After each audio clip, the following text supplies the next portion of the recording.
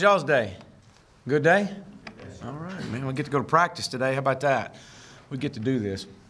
That's an awesome thing. Thank y'all for coming out. Like I always try to do, just thank you for your coverage. Thank you for what you do for Razorback football, our university, covering our student athletes. We really appreciate that. And again, there's not a day goes unnoticed. We really, truly appreciate that. Now I'm excited about taking this team down to Little Rock. Meeting Razorbacks of the past. We've continued to have huge turnouts of former players that came out and come to practice, and look forward to seeing and meeting former Hogs at the game Saturday. I know we got a big alumni event coming up on the 13th, and a golf tournament, fish fry, get an opportunity to meet more. Our staff will be involved in that. I'm really excited about that over the next couple weeks. You know, these guys at our current football team is working extremely hard.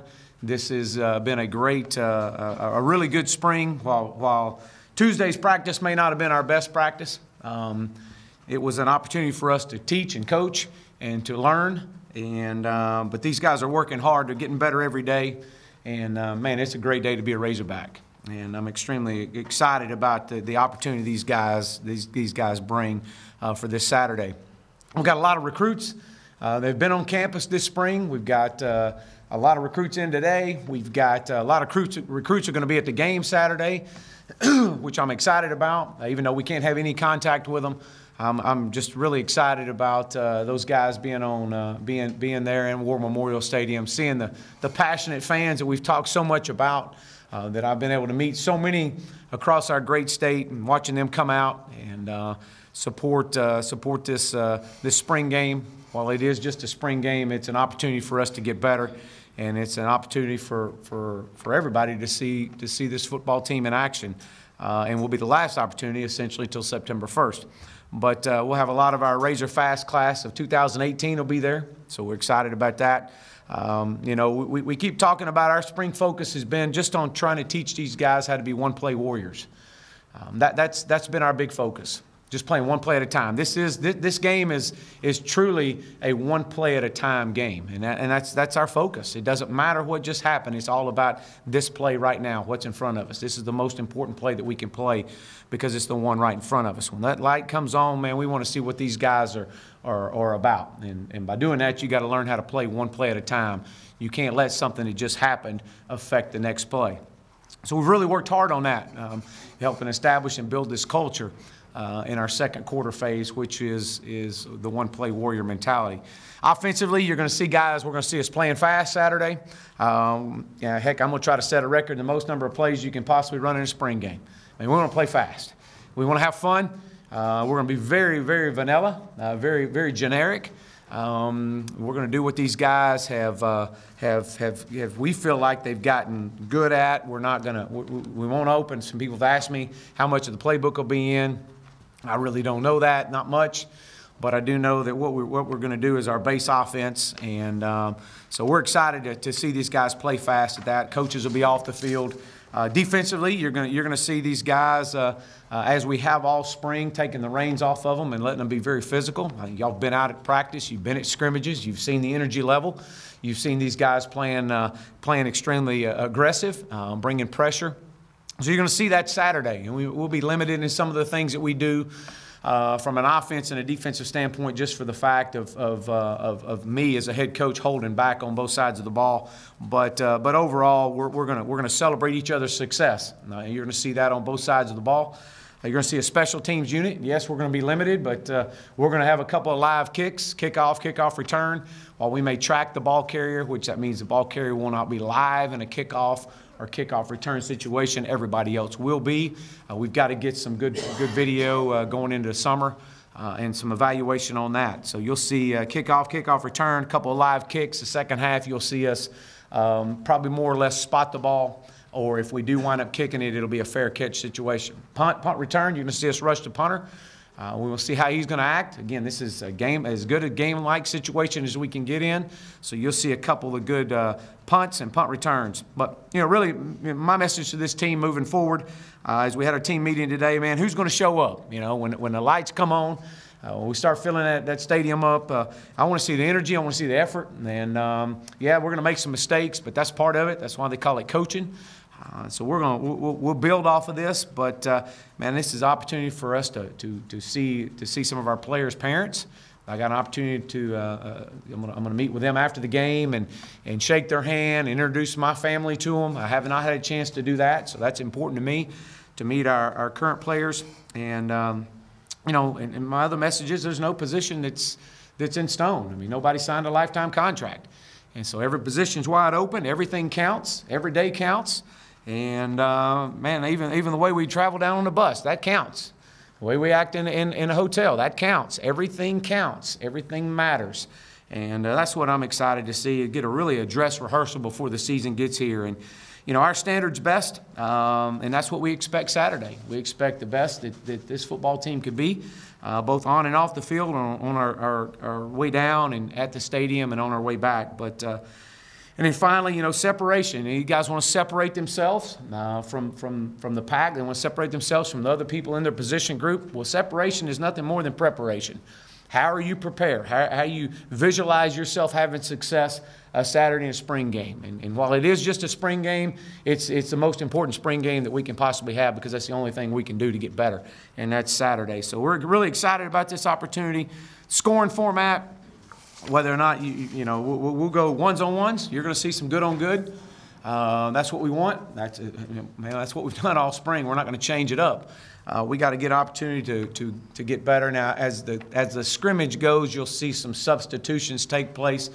You'll see guys coming in and out. There will be some guys that will be limited, more so probably in the second half, but that's by design, and that's to help kind of create some depth and challenge some younger guys, just to kind of put them in that role and see how they respond. But scoring summary, you know, obviously offensively everybody knows that, but defensively, you know, defensive touchdown, 6 points. You know, if it's a turnover and a fourth down stop, it's 3 points. Because we're not truly having a draft. We're going offense versus defense. A 3-and-out will count as 2 points. A block kick, which I don't anticipate, but that would count as 2. A point after a defensive touchdown's 1. A sack or a tackle for loss is 1 point. And, you know, obviously a 2-point conversion after a defensive touchdown would be 2. So that's our scoring summary, how the defense will score. Now, don't ask me who's going to keep score. I just know I'm not keeping score. I gave it to somebody else, and they'll be able to figure it out. But there'll be 3 or 4 people up there to help out.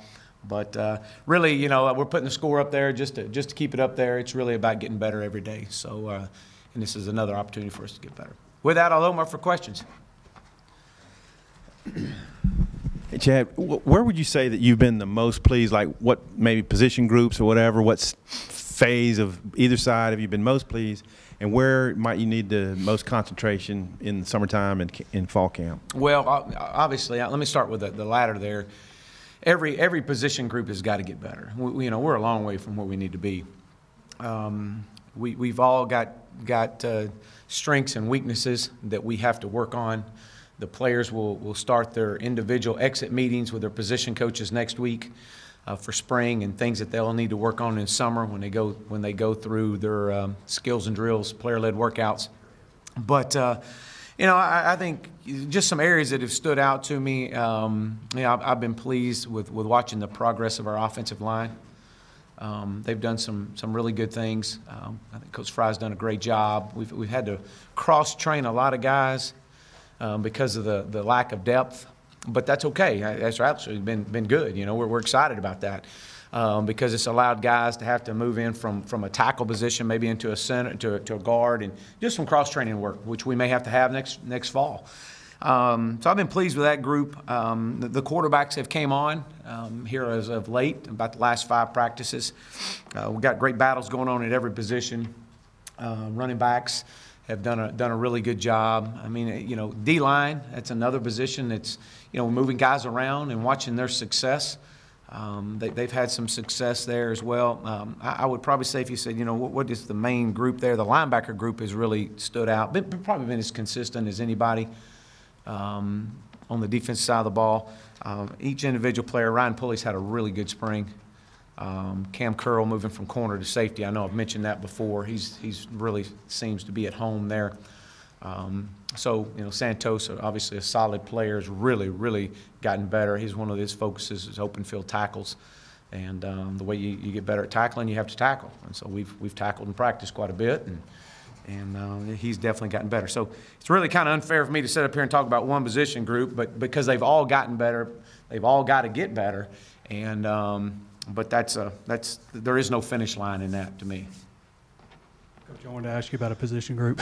There you go. Why not? Let's go. Well, particularly just how's the battle at center going and at right guard? We've seen a couple different players at each spot shuffle in and out with the first team. Yeah, Dylan is done a really good job there. Ty is another one that just came in at center. Audrey's played some center. We've again rotating guys around, and just trying to moving Shane. Shane's played some on the tackle position. We're moving him back into some guard today, and he's worked interior. So, they've done a good job. We've got 3 freshmen that are going to be coming in June. I anticipate we're hoping that you'd love to redshirt all 3 of them. I don't know if that's possible, but we'll see. These guys are going to come in, and we hope to be able to have at least 1 or maybe 2 to come in and kind of help contribute to create some depth.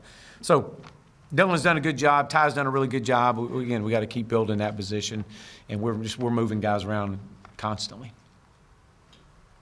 Will Sosa play both tackle and end on Saturday? You know what? Yeah, and that's a great question. He actually will not be at the scrimmage. He has a funeral to attend with the loss of a family member, and so he will not be there Saturday. Saturday's the funeral. But if he was, yes, he would play both inside and outside, as he's going to do today. The receivers. When we go out there, we just see a lot of guys. Who is taking the reins? Who's stepping up? And also, is there anybody besides Sosa who we won't see? As of right now, we'll talk a little bit about that. You will not see Malik Barkley. You will not see Brandon Martin. Wide receiver position, Jordan Jones is a guy that's got great speed, elite speed. That's got to continue to keep coming on. Mike Woods has done a really good job. Davion's done a good job. I mean, we've got we've got several guys that again cross training because just we're trying to find that right fit. That boundary receiver is so critical for us. Petway he's had a good spring now. He's really kind of came on over the last about the last 3 practices. So has there been one guy that says, "Hey, I'm the guy, I'm the playmaker, I'm the guy that put the ball in my hands right now"? No, not yet. But that's by design too, because we've been so focused on cross training these guys and trying to let them learn the concepts. But they all want the ball. It's just we got to keep challenging them. Coach, Derek Munson, Devon McClure, guys have been working at the nickel spot. They're listed on the roster as linebackers, but they go to D-back meeting rooms. Is there ever a time where like a true strong side linebacker comes in, or is it always that nickel? Well, you're seeing a lot more nickel play right now, and especially with the way offenses are. And so, these guys have, and both of them, let me back up. Both of these guys have had really good springs now. Both of them have. And I've been really pleased.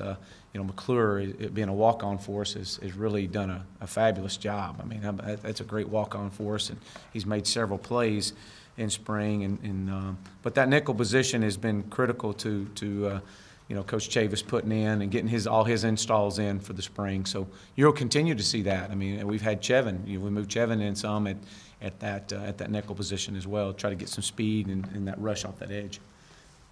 Chad, you mentioned the linebackers. I mean, obviously Harris and Greenlaw are pretty established. What do you thought of them? And then John Chavis talked about needing to build depth. How do you feel about the depth behind those guys right now? Yeah, I think those guys are, definitely, really good players and got great experience.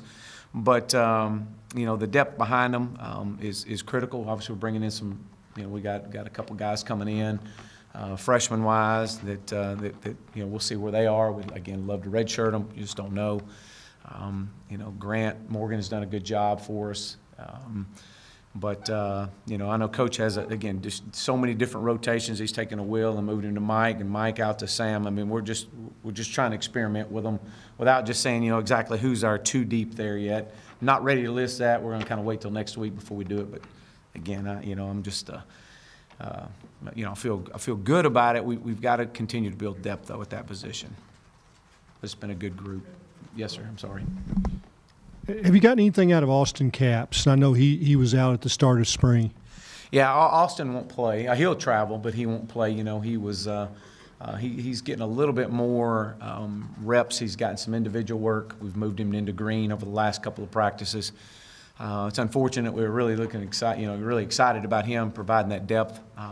So what's happened is it's allowed some of these younger guys to continue to build and get those reps. And Austin's done a great job coming in and getting mental reps on the side and focusing in. He's a very intense player. I can't wait to watch him this fall. Have you been to War Memorial? And if so, what do you think of it? And it's obviously an older facility. Yeah. And was it going to be like the red team's going to be like the one offense and the two defense and the white? Or how are you going to? I have been there. I've been there a couple times, and you know, I'm just really excited about taking this football team to another venue to play and to go down to War Memorial, where there's so much history from this program, and to be able to go in there and be a part of you know, connecting that fan base all across our state, and to have an opportunity, free admission, to come on out and support and feed. First time for them, for a lot of people, to see the Razorbacks in action. So, yeah, I'm excited about it. A lot of history there, and I'm a history buff when it comes to college football. But so again, you know, it's a chance for these guys to.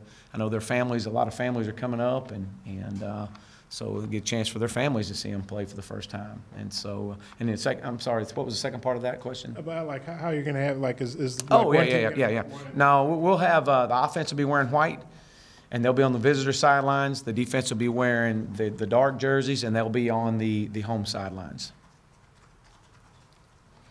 More questions? How do you guys designate receivers? Do you guys do X, Y, Z, or how do you do those? Yeah, well, everybody's got a little bit different way to do it. We do it by numbers. You know, we go 9, 3, 5s, and 2s. So yeah. So 9 farthest out. Well, yeah, yes and no. I mean, 2's furthest out, 9's over here. 9's a boundary receiver. 2's more of the old traditional Z receiver. The 5-man is our Y receiver, if you used a Y, you know, so to speak, as the bigger receiver. And then our 3-back is our true tight end, H-back. So we just do by numbers. All right? Thank you. All right, looking forward to it. Thank you. Go Hogs.